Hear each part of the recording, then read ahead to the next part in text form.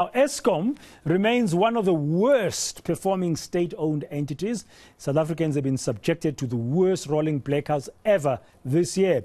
But it seems the net is closing in on those who helped to destroy the utility a few years ago.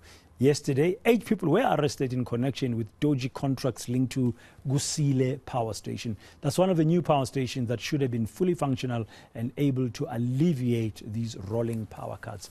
Those arrested yesterday morning include the former Eskom CEO, Matshela Koko, his wife and 2 daughters. Now let's discuss the significance of these arrests with Heidi Giokos, who joins me now in studio here on Today. Good afternoon, Heidi. Thank you very much for coming in. First, let's just unpack what happened yesterday after those arrests, and the 8 people were arrested, and in connection with what?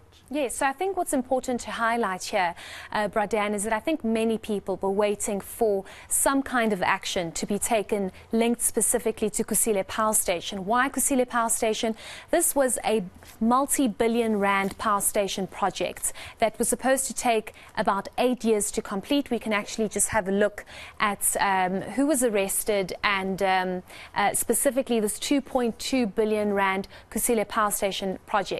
Now, this power station project was supposed to take about 8 years to complete. It's still not fully completed. It's 15 years later, and we have a power station that has about 6 units, if I'm not mistaken, and not even half of them are fully operational. If they were operational, we would have possibly not had the severity of rolling blackouts that we are seeing. But I think what's significant here is that the allegations, and according to the National Prosecuting Authority's investigating directorates, these 8 individuals are crucial and front and center when it comes to this particular contract that was awarded to a company called ABB.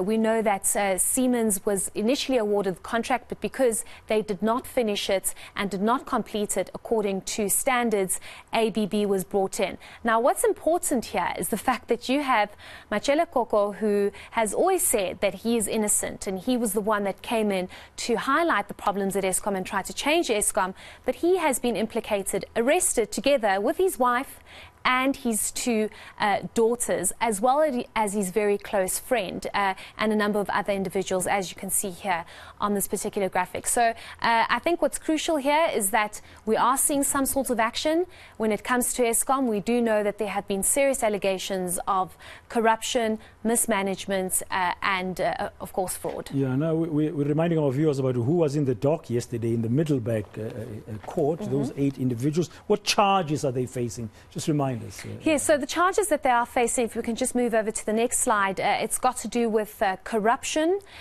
fraud and money laundering. Now, these are serious charges that they are facing. We're still waiting to get our hands on the actual charge sheet to see which individuals face which charges. But of course, I think front and center to this case, Bradan, and the allegations are that Matshela Koko awarded this contract to ABB as the Eskom CEO at the time, together with the other 7 accused in this matter. I think what's important to highlight here before we move on is the fact that ABB has so far completed about 90% of the work at Kusile Power Station. But you might see 90% here and say, well, that's a significant amount of work that's already being completed.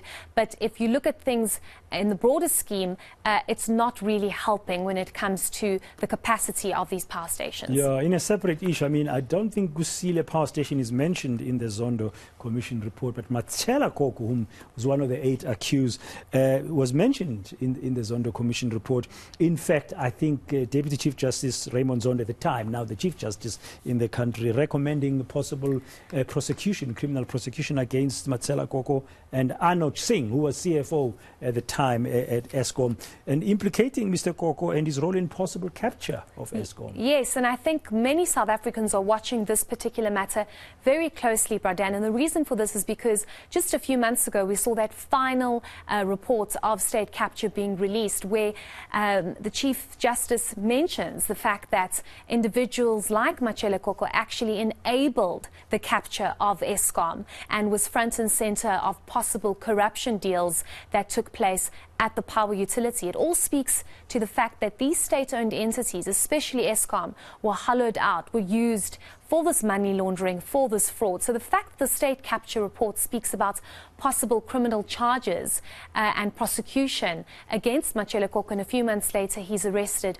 with 7 other individuals, it just shows that the investigating directorate is definitely looking at that report, looking at those recommendations. We saw the president coming out last week, Sunday, to say that they are looking at the recommendations of the Zondo report, and they have now permanently made the investigating directorate a permanent body to investigate and look into these allegations and the recommendations of state capture reports, and now you're seeing this happening. So as much as South Africans feel very negative about Eskom, I just want to say that this is definitely a positive move in the right direction, that something is now being done.